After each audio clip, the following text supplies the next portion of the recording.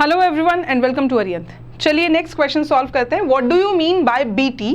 BT is a name of bacteria Bacillus thuringiensis। So explain it with example of BT cotton. चलिए देख लेते हैं BT क्या है और बीटी कॉटन क्या है। यहाँ पर बीटी जो ये शॉर्ट फॉर्म है या एब्रिविएटेड नेम है, that is taken from a bacterial name that is bacillus thuringiensis।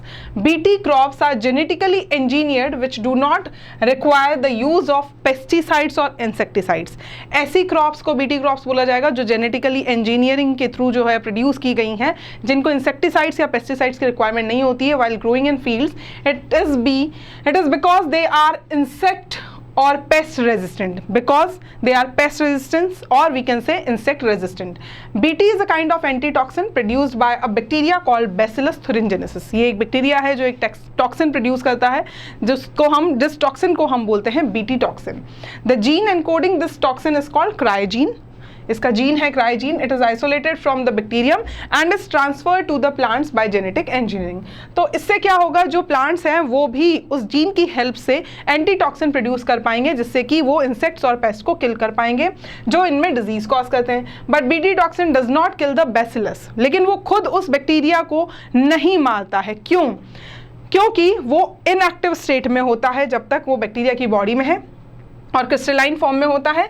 Such crops are called BT crops. और ऐसी क्रॉप्स जिनमें ये टॉक्सिन प्रेजेंट होता है या इसका जीन प्रेजेंट होता है उसको हम बोलते हैं बीटी क्रॉप्स। जैसे कि एग्जांपल है बीटी कॉटन, बीटी मेज, BT paddy, BT tomato, potato, soybean, BT tobacco and do not require application of agricultural chemicals. इनको एग्रीकल्चरल केमिकल्स जैसे इंसेक्टिसाइड्स और पेस्टिसाइड्स की ज़रूरत या रिक्वायरमेंट नहीं होती है।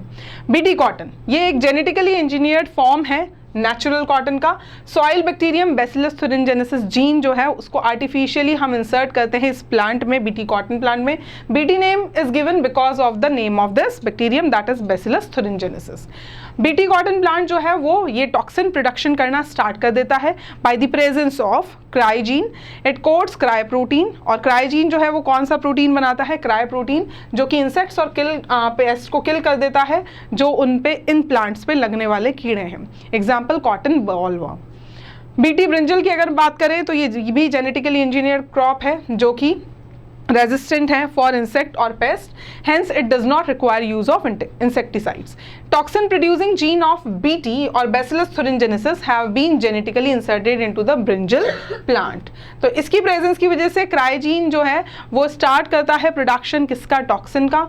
और उससे क्या होगा कि इंसेक्ट्स जो है वो किल हो जाएंगे, तो इंसेक्टिसाइड की रिक्वायरमेंट नहीं होगी।